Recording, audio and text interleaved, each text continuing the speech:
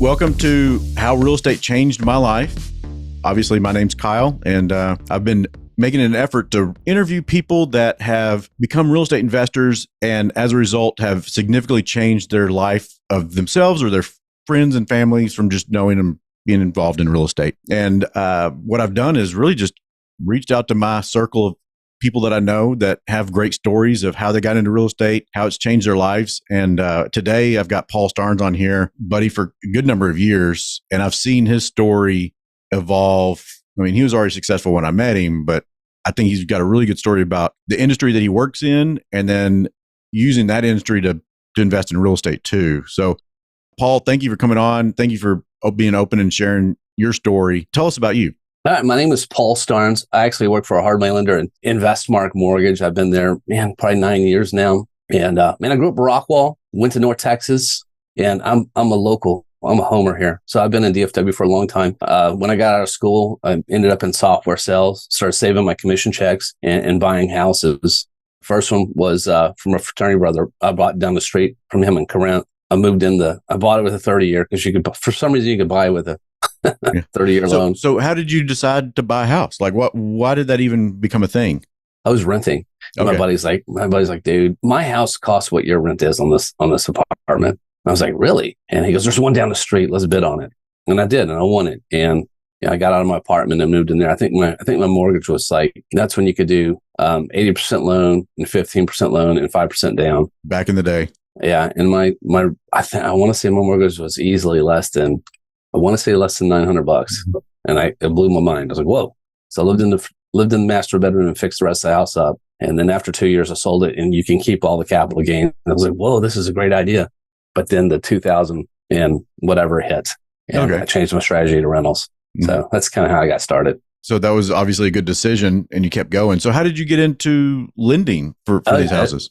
I was with a group called Lifestyles Unlimited, just kind of learning their cash flow. And I was using Investmark Mortgage, Mike Hanna. I don't know if anyone's ever met Mike Hanna, but he's awesome. Super ethical guy. Kind of helped me. He was my lender on some single families, my first one. I used him a few times and then I was going nowhere in my software job. It was a great job. I wasn't going anywhere. And I would just save my commission checks and then he was like, hey, he sent out a big list. Hey, we're hiring. So I started talking to him and it took me a couple months to come aboard, but I've been with him now 8 years. And so that's kind of how I got started. So it's still a sales job, right? So but I mean, you're in the industry that you enjoy. So has that helped you as an investor? Oh yeah. I find good deals here and there. Plus I get to help people. That's the best thing is, I'm different than other lenders because I always tell you, hey, that's a terrible deal. Don't do it. I'm pretty ethical. Well, I always tell people when they're starting out and they're talking about wanting to do the BRRs or flips is the lenders, people think of hard money lenders as loan sharks on service because it's high interest and like, I'm not looking at your credit report. And in reality, it's very different than what they think. It's y'all are wanting to lend money. You make money turning loans. Yeah. Not repoing houses or foreclosing on houses. You don't want those houses. And so in that regard, you want to make sure that you make a good loan.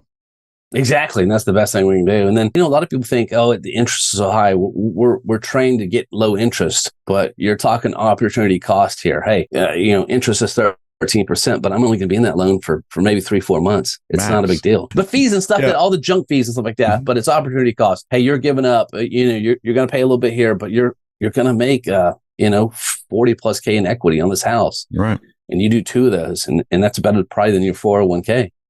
Now, maybe getting a little off of your story and a little bit more on Investmark and what you do, like, do you direct people on, like, you're lending money to rehab it. So are you lending money to rehab it and you just let them run free? Or do you kind of like, hey, this is a good contractor to use? Or are you, because I remember when I did my first one, they wouldn't let me general contract my first deal and I had to use a third party. And I kind of did because I created my third party. But is that what y'all do? No, I take as a consultative approach. We're very good with first timers. I have a personal handy contacts list that I'll send out. I'm like, hey, this is just mine. This is what I use. You're more than welcome to use some of these. And I always tell them, always call, do your homework, figure it out. But you can do your own GC. You can hire someone else. We see enough rehabs and we kind of know what the costs are, what you can do it for, and what needs to be done.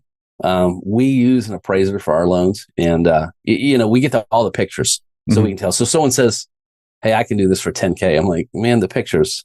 If you need a foundation roof and HVAC, that's over $10K." Yeah, reality hits some people between the eyeballs sometimes. They don't understand what the expenses really are because they think, "Oh, well, all the parts are $10,000." They don't really understand how much labor's gotten so expensive that it really eats up a lot. It has. And that's where we come in. That's, I don't want to take a house back. I want to make sure you're going to be successful. So, yeah. Well, I don't think Mike Hanna's going to like you very much if you make all these bad loans either. Yeah, we don't make bad loans. As a matter of fact, we probably have the least amount of foreclosures versus all the other lenders out here because I will tell the truth. Yeah. Okay, let's get back to you. Tell us about your story. Like, so you flipped one and then you started buying rentals. So how did that all evolve and how's that gone so far? And the market changed, and like I said, I started going to some Lifestyles Unlimited stuff and started learning like, hey, keep properties cash flow because cash is king. Cash is what helps you out. So then I bought a house in Irving, a 211 for $49K. I converted the garage, and it had I made it a 320. And created a lot of value there. And my out of pocket was, I think maybe 10 or 15 at the time with 20 or 30 in rehab. This was a long time ago. Yeah. But that got me started and captured equity, got cash flow going. And then I was like, hey, this is refinanced out. And I started doing it some more. And then you start finding little good deals here and there. And that's how I got started. You just start with one. And you just keep going. Yeah. And you build your real estate team. Now you're doing 1031s, right? Yeah. I'm actually about to do another one here pretty quick. So can you explain how that works for people that don't know? Yeah. So here's a good story. I always wanted to have a lake house because I love to fish, that. Yeah. And so I was out fishing once and I found this house. I had a 1031 going at the time. I sold one of my rentals over in Rowlett. I had a lot of equity in it because I bought it right. And it was just time to sell it because the equity was sitting there. I wasn't getting a lot of cash flow off that equity. Yeah. So it was time to move. Yeah. So it was time to turn that. So I worked with Lou Ann Blau over at ERG Group. They're amazing. I've used several firms and they're by far the best. Yeah. And so sold my rental. All the money went there. And then I had to find some new ones. That was the hard part. So I found a lake house out in East Texas. So I bought that one. It was a junky one because I like junky houses. It was on the water. So I own that one. I still own it now. And then I bought another. So I bought two. I didn't know about a second one.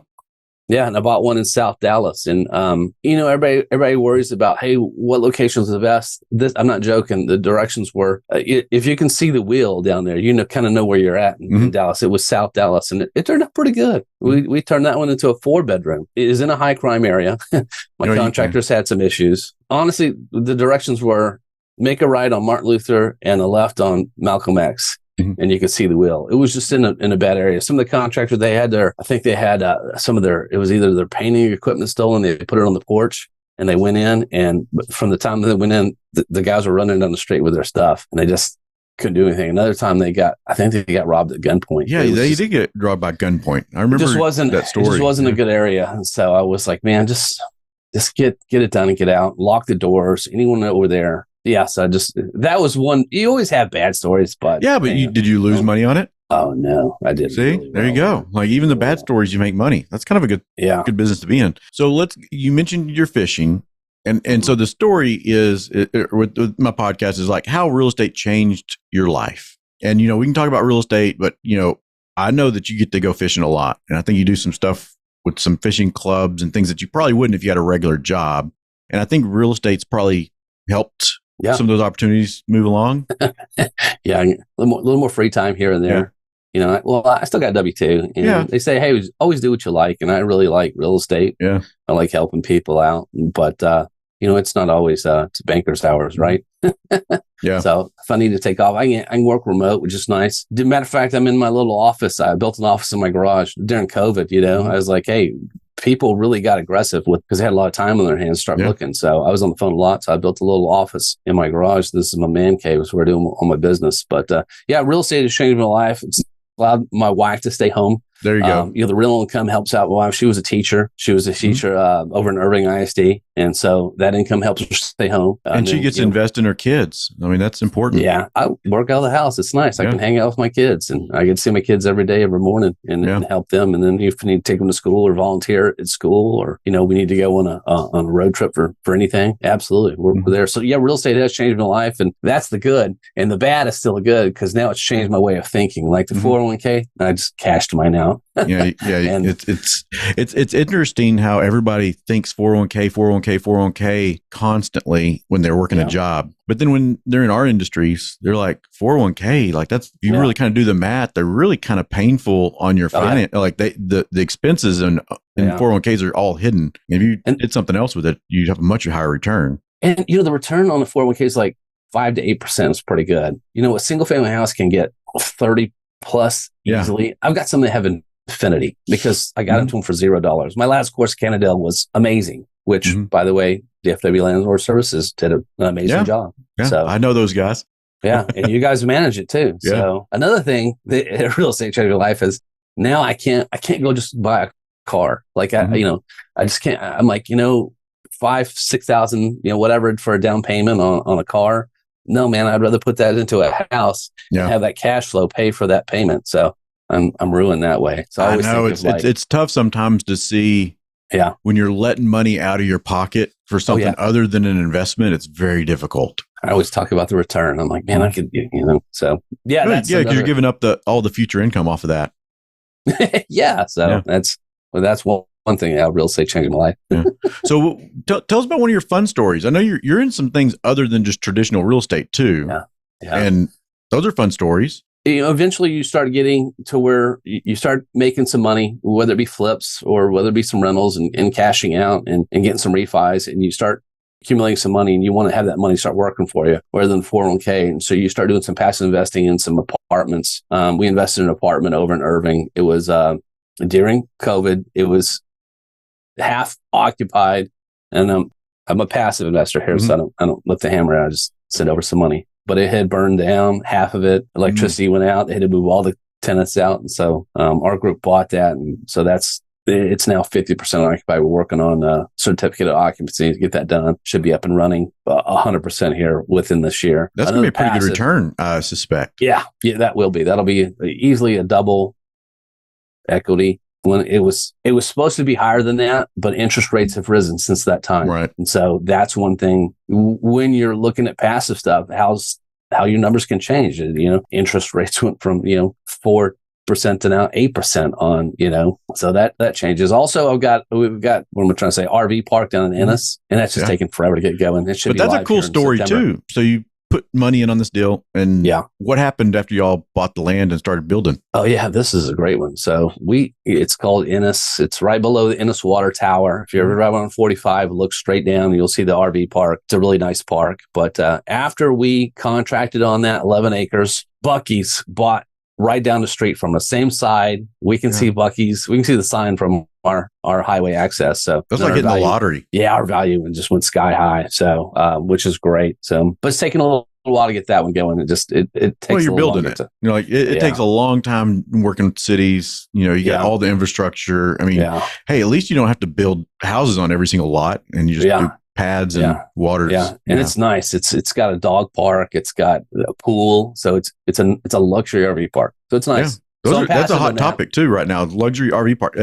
We just sold our RV, which is painful in some ways, but we just weren't getting to use it. But we used the crud out of it when for 5 years, and we wanted to go to the RV parks that were a little bit better than the ones you think of in stereotypes, like the luxury ones, the ones like you have. There's huge demand in that, like huge. Yeah, I mean there really is, especially during COVID. They could even keep RVs on the lot, and boats too. So storage is another. There's many different ways to invest. So I prefer single family just because I know it really well, and it's easy, and you can accumulate pretty quick, and you can get into a single family house if you buy it right for for less than $15,000, and then you double your equity and have cash flow. and Right. tax advantages. There's a lot of different ways. And when you go to sell it, you're selling to somebody that typically is going to be the owner occupant. So they're emotionally attached to it, and they're going to be buying it with an FHA mortgage. They're going to be paying full retail for yours. When you've got an investment property and you're selling to investors, they're looking for a deal just as much as you're trying to get a deal too. So they're trying to push that price down. They're not as emotional. When you're selling a single family home, they're sold on the neighborhood or the house or something about it that they got an emotional. So they're willing to pay a little more. Yeah. And the houses that I'm buying, I like stuff with the ARV, the after repair value is less than 250. So it's very entry level. And when you go to market that or go back to sell it, everyone can buy yours. All the entry level people. Up. Yeah. And it's an entry level home. You're going to have a lot of people looking at it. So that's what I'm working on right now. My Mesquite house. I'm selling one of those and I'm going to 1031 those funds, hopefully into something different. I'm trying to double the cash flow. So we'll see, which I think I can. So you're obviously very experienced and you get to see a lot of people starting out too, just because you're the lender. What's some advice you have to somebody that's listening that's like, hey, I haven't bought anything. I don't know what I want to do. What direction would you point them in? Get educated. Go to some REI meetups, and don't go to the ones that are like tax. Go to the ones that teach like rehab, hey, how to find like breaking down the numbers on single family, learn rehab. And then I'd say build a team, build a real estate team. My handy contact list I send out to some people is great. So build a team. Get knowledgeable, and then don't pay like $5,000 for a mentorship or a group. Right. You use that money to go get your single family house. You'll learn way more by taking action and trusting a nice professional. When I say like myself, to get a hard money and help them work the numbers. The numbers don't lie. I always tell them, hey, if the numbers work, do the deal. If they don't, go on to the next one. Yeah.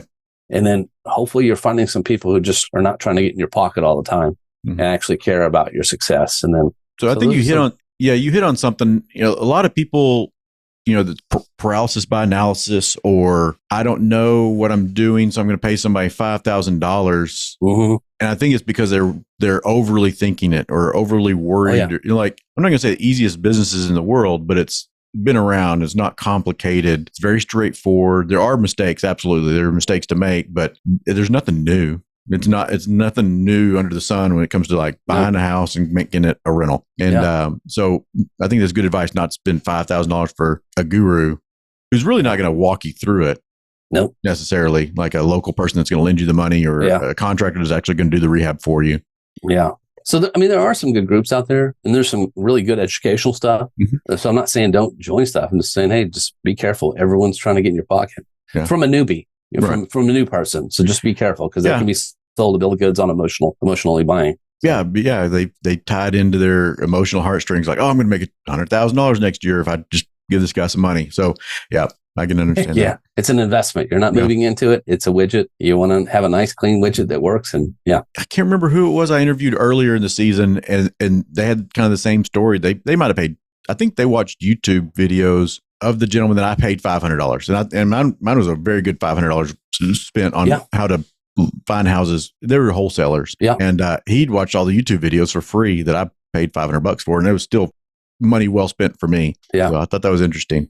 But you have a lot of houses, you get a lot of calls from wholesalers or people. I just got a call from someone. I'm like, no, I'm not selling, but put me on your distribution list. He's like, oh, and I start talking to him. I'm like, how old are you? He's like, I'm 16. I'm like, what? He had learned on YouTube and he's actually got some houses under contract. Oh, wow.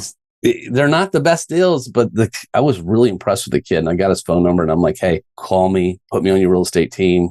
If you have a house, I'll buy it, of course, if you have a good deal. So I was really impressed with the 16. He learned all the stuff off of YouTube and set us up with software. He's good with software and using computer, and he's making calls with the effort. So I'm like, oh man, you're going to do well. Yeah. So well, good. I was really impressed. Yeah, I get those calls too.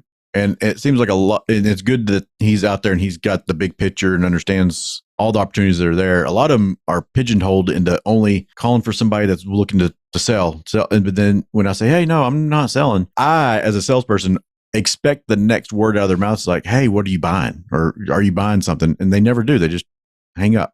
Like, they just missed an opportunity. I could have bought a lot of houses from them to try and sell one to them. Yep, exactly. I always try and go on the distribution list if I can. Sure. So, well, that's where you're making your money, Every deal is there are opportunities everywhere. You just, gotta know what to do. Now, do you Now, this is talking about Investmark Mortgage. Do y'all pre-approve properties that some guys will wholesale out? We can. Stuff moves so fast, you know.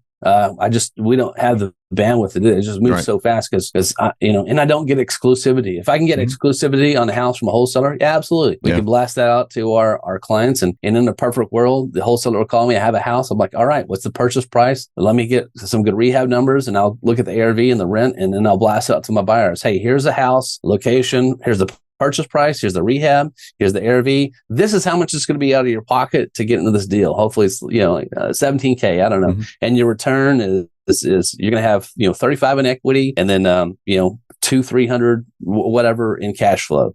Now that's a great deal. So you're spending 17 to make 30 something, and you're doubling your equity there, or the money you're using out of pocket. And then you're also cash flowing. So see, and that's the way they used to be marketed to me from people for years. And then that's just stopped. Nobody's doing it anymore. Now they just send you the house saying, hey, here's what it's worth and what I'm selling it for, and the rehab numbers, which you can't really depend on them, but they don't really show you the in-depth like you just mentioned. That would be something nice, but I can understand why they don't.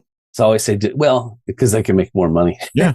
They don't do that because, some like you and I can rehab stuff a lot cheaper than someone else can. If you can control rehab costs, you can really, really, really do well. That's why it's nice to really be nice to your contractors. Yeah. So, and they're hard to find. I'm burning through maintenance guys like crazy. I just need more good, solid. So if you're a maintenance guy in DFW and you hear this, I'm hiring. I don't care when you listen to this podcast, I'm hiring. It's just always a position I'm always hiring for. And we treat people really good over here. You meet good people.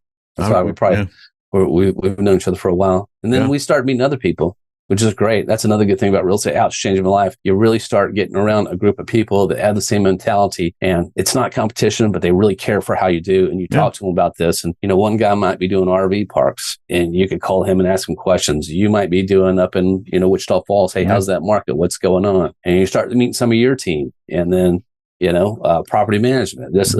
That's really how it's changed my life is the people we run around with. I'm a firm believer you're the average of the 5 people you're around the most. And that's why I enjoy spending my time with guys like you and Andrew Postel and Jason McDougall and Ryan Swift. All these guys are going to be on the podcasts. If they haven't already hit live, they will be. But that's where one, it adds energy to me, but also it's like, hey, what are y'all doing? And okay, it's slow for me. Is it slow for you? Or hey, this is what I'm seeing. Or these kind of what y'all are seeing? And I just love hearing people's stories. And the thing in real estate, it's not competitive in the sense that people think it is. It's a very much an abundance mentality because there's a lot of opportunity out there for us. And just because I win doesn't mean you lose. And I think a lot of people come into real estate at first thinking, I've got to beat this person. That's not the case at all. Yeah, no, we all want each other to be successful because there's so many deals out there. And then you kind of want to be doing, as I say, the best practices, all your IT guys. Yeah. I think the only thing people hold back is maybe who their contractor is, because if they got a busy business, they don't want to lose out on bandwidth. Yeah. And if you have a good contractor, man, you can really do well. And they can trust the numbers. That contractor get in there and they'll know stuff. Here's a good example. I bought a house in Corsicana. Corsicana is an hour away. For anyone listen, and you buy anywhere, buy where the numbers work. Corsicana worked. It turned out to be a fantastic deal. I bought it for 69. The rehab was 69. ARV was like a little less than 200. So we're into it really good. And then there was a bad wall on the exterior wall was like just bad, just horrible. I think Alex showed me some pictures of that one. And what she did, she came in, she built a second wall and just made a big, thick wall. And the windows were recessed. You have to love her problem solving. She's a smart lady. She's fantastic, man. I thought it was really nice what she did, and I never would have thought of that. So trust your rehab people too. Yeah. So and you mentioned in Corsicana and me with Wichita Falls and some of the other markets. Like right now, it seems like the inside DFW metroplex, it's really hard to make those numbers work. Yeah. So don't be afraid to go to a tertiary market that's a little bit of a drive. All the books, tapes, and CDs tell you buy within 15 minutes of your house. And it's changing. I don't know. Like, there's not going to be nice rental houses within 15 minutes of my house. Yeah, I've got to go farther out. And taxes and insurance. That, and I think technology helps people go farther too. Like, I own a house in Florida and I manage it and doing just fine with it. And I've got local contractors that take care of business, but yeah, you can own remotely. Yeah. Sherman Denison is really huge right now. It is. You see, it's actually spreading to Bonham now. Bonham and Paris. I see a lot of those now. So I was just up in Paris this Saturday, and it's a really nice area. It's a lot more green than it is here. So it's kind of nice. Bicycle. Yeah. I'm cycling. So I was at a cycle event out there and bicycling. It was much more pretty than. That's right. I want to get one of those with you one day. That's my goal. In the next year, I just bought a tandem. My daughter's riding on the back, and I'll let you piggyback behind me. Man. Me and you. As long as we get some video and pictures. Yeah, I promise I won't crop dust you the whole way. Wouldn't matter. I'll be outside. Yeah. And that's how real estate changed your life. You get to do other new stuff too. You got some time to spend with the kids and whatnot. I mean, honestly, let's say you buy one rental, you're going to get some equity off that house. Yeah. You get some tax savings. You're going to get some cash flow. And let's just say you get $250 cash flow. $250 will pay for your cell phone and, maybe your gas bill. That pays for two bills right there. And if you think about it that way, every time I acquire a house, this is going to take care of, it's going to take care of my electric bill and something else. And that's just the cash flow. That's not all the other benefits. Yeah, you get two houses and you have 60 plus K in equity. And then 500 plus in cash flow. Yeah, really, two houses, really, you got to start somewhere. So here's another question, because the other day you brought your son to our real estate group, right? And, he's learning from being around, just like my daughter, she's in the office just a minute ago. Yep. And they ask questions that other kids their age don't. Do you think they're getting a better education because you're in real estate, especially in the finance? Well, they're learning the real world, especially when you let them go to one of your junky houses and throw a baseball through the wall. You teach. I talk to them numbers. I want to raise them in the real world. Like if they don't if they're not meant for college, which you do not have to go to a 4-year school to be successful.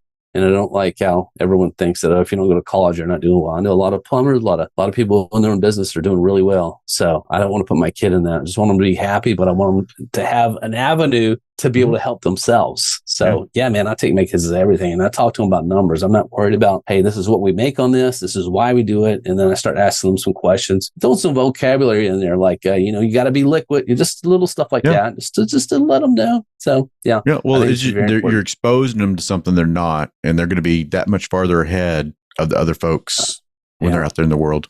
Yeah. So when my kid turns 18, I'm like, let's get you on with the maintenance team over at McCall. You learn a lot of stuff. Yeah.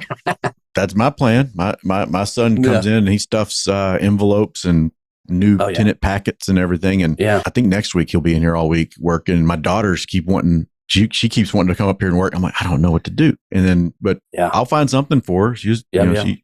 I've got a business coach and she sat in on that meeting this morning. So I want my kids to learn how to, hey, you can do stuff by yourself. You don't always have to rely on someone else. You can do stuff yourself, and you don't worry about making mistakes either. Hey, we all make mistakes. Well, you learn from them. Yeah. I don't want them to have analysis paralysis. If let's get something done, it can be done. Yeah. Yeah. The mistakes things. I had somebody ask me, well, what would you do different? Because I've made some mistakes. Oh yeah. And I'm like, every one of those every mistake is an opportunity for me to have learned to become what I am now. And if I didn't have those mistakes, if you don't make mistakes, you aren't learning, you're not growing. Yeah. As long as you learn from them. It's funny, even the mistakes that we make, you're still going to make money off it. I think we were talking about that. Like, hey, I've made some mistakes, but even those mistakes, I've profited. Because you're probably doing it right on a majority. And one little thing might be, I'm lost some money here, but that's okay. But now I know. Yeah.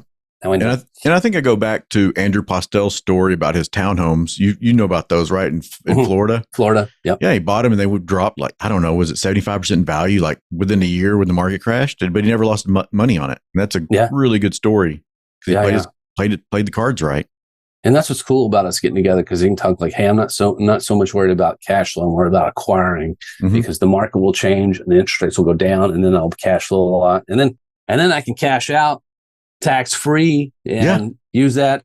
So there's a lot of different ways to do that. And it's always good. And that's another thing I tell new people, hey, find some people that do what you're doing, and talk. Don't be afraid to talk numbers. Everybody's afraid to talk numbers. Everybody's afraid to see what everybody's doing. So, I think that was a good experience. When I worked corporate world, I was a bond broker and I bought and sold fixed income securities for people. And I had to ask people money and number questions all the time. And I think our culture is like, you don't talk about money. You don't ask somebody how much they make, or you don't ask how much they made on this deal or how much something costs. Like, no, that's how you get better, is by knowing, Paul Starnes, he paid 69 for this and put 69 in it, and it praises for 210. And so he's got good equity in it. It cash flows a couple of bucks. Like, those are numbers that are real world that people can learn from. And then it helps that person make good decisions on, okay, this was good for Paul and it worked, or maybe this didn't work for somebody. And I can use that as a bookmark to say, hey, okay, that's not what I want to do. The best thing you can do is, if you're buying skill, learn how to analyze those numbers, figure out what your return is. It's going to just blow away a 401k or something, Yeah. Look at all of the bids that you can. Get a hold of every single contractor bid you can find to see what things cost. Because that's another thing that people need to know how much it costs to put gutters on, or people need to know what a roof costs, or people need to know. There you go. I have it right here. I have like multiple bids, and that is a golden nugget right there. Mm-hmm. That will really help you out. Yeah. So keep some bids so you just have an idea. And it's always changing, because I've got a Dropbox and I looked at some old bids from 10 years ago. I'm like, it's a huge difference. And it's shocking. I like when you built your Granbury house.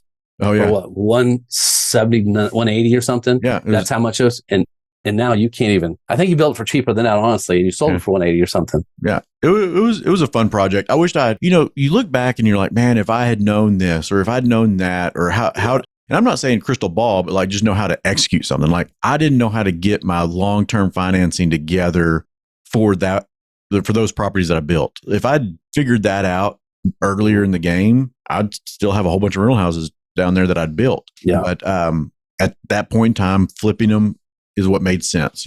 Build and sell. Yeah. Made some money, paid some bills. I needed to pay bills, so it made sense. I need the money then. There's ways to do it. So. But man, I learned a lot. I had a blast doing it, and I've got all the quotes on septic tanks and tapping sewer lines and all that. It was fun. I had a good time. And I liked what you could buy. You had to buy 2 lots to put a septic, but there was a lot of people were selling 1 lot. Yeah. For like really cheap. But when you bought that lot, you couldn't build on it because it wasn't big enough for your septic. I know. And then you know how many people tried to sell me one little lots. I'm like, I can't do anything with it. So there's a reason nothing's built on it. So I learned from that. And that was good when we share stuff like that. So that was really awesome. And I'm trying to do a lot of those on YouTube. I'm trying to walk properties, tell people what I'm doing. This is my thought process. We just did one in Haltom City last week that I bought, and I was Nadine, huh? Nadine. I'm on Mallory. Yeah. See, and that's the other thing is, like, we're all neighbors. It's crazy. We got another buddy of ours, Don, that's like in between ours. You probably didn't even know that. I did, but Don. Yeah, crazy world. Hey, Don, how are you? Yeah, he's listening. Watch. Yeah, maybe Don will be on here in the future. I know he's got a lot to talk about Airbnb. He's got a really interesting story on Airbnb, because he's tried a lot of different things, and Airbnb. Man, I'm telling you, he's crushing it for me. He's in a professional orchestra, and my kid is in an orchestra, and we bought a cello from Don. Don helped us. Isn't it crazy? So you know. Yeah, there you go. So yeah, absolutely. If you need orchestra instruments, call us. We'll connect you. Connection. Yeah, and then we'll get a markup. Maybe we'll get a kickback for. Yeah, those things are expensive. I'm shocked at how much that stuff costs. We bought a cello for $5,000. Yeah, and you got a deal, right? That was a good deal. We did. Yeah, Don really helped us out. My son plays tuba in the band, and I don't remember the exact quote. It was like 5 figures for those things. If I remember, it was shocker. They're really, I'm like, it was hard for me to buy that. So I'm like, man, we can buy a house, and that's a down payment. Yeah, and then I'm on Walmart.com. And I'm like, wait, no, they're a lot cheaper. Like, no, those don't work. It'll work for me. Exactly. So all right, we got a little off, but yeah, that's a good story. I mean, it's all about your network and connections. Yeah. So, hey man, I really appreciate you spending your time visiting with us and sharing your knowledge and your story. Is there anything else I need to know before we cut it? I hope we offered some knowledgeable stuff, to people, and don't be afraid to, man, hopefully we meet people at some of these meetups and whatnot. And there's a lot of real estate meetups. And if you are watching this and you're new, go to meetup.com and type in REI, real estate investing, and just pick some. There's a lot of different places out there to start learning. And then, people like to help people. I know I do. I think the biggest thing for me is to see somebody come from not owning to becoming an investor. And that's the whole point in this podcast, is like letting people know that it's not crazy difficult to get into it, and the positive impact that it can make in your life is significant. So for me, and I know you too, if somebody comes up to you a year from now, 2 years from now, it's like, hey man, thank you, Paul. Because of you, now I've got 2 houses and I'm not worried about my retirement like I was. That would be That's huge cool. for me. Like that'd be my giggles. That's what I would really enjoy. So that that's what already happened to me. And that was awesome. Well, see, you get to do that all the time. You might have a lender guy on a show. So maybe we talk about guests for your show, which would be really cool. Hey, I need some people. I want some people that are real world. I don't want the gurus that are selling books, tapes, and CDs. I want the real people. So yeah, let's get them on. It's really good. Yeah. All right. Well, I appreciate it. Thank you so much. I'm going to plug something just because it just came to fruition recently. And you mentioned you don't have to go to university. I mean, there's trades and all this. So I was on a podcast last year through A&M, and they asked me what my big hairy goal was. And I was like, hey, I want to have a nonprofit that helps students kind of in those high school years that are kind of like, hey, what am I going to do when I get out of high school? Am I going to go to college? Am I going to go be a nurse? Yeah. Or am I going to be a HVAC guy or a welder or whatever? So this year I did it. We started a nonprofit. I don't think I mentioned it to you, but we've got our first event coming up. It's in September. Our goal is we're raising money to help these students, get their certifications for welding, get their equipment for cosmetology, get their, maybe more uniforms for the nursing students while they're in high school, so that they don't have I couldn't afford this to get this. Because these kids can come out of high school with like 4 certs for welding. They're walking into $60,000 jobs. And so I don't want there to be a hurdle for these students for when they graduate high school. I don't want those kids flipping hamburgers. I want those kids going out being productive citizens. And I want them to know that there are opportunities for them. So that's what we're doing. So if anybody's interested, reach out to me. We're raising funds for these gentlemen and ladies. Right now we're using it for Keller ISD's program, which is KCAL. And so anyway, just plugging that. Appreciate you, Paul. Thank you so much. I really appreciate not only your friendship, but you sharing with us too. So anytime, man. All right. You. Thank y'all. Have a good one.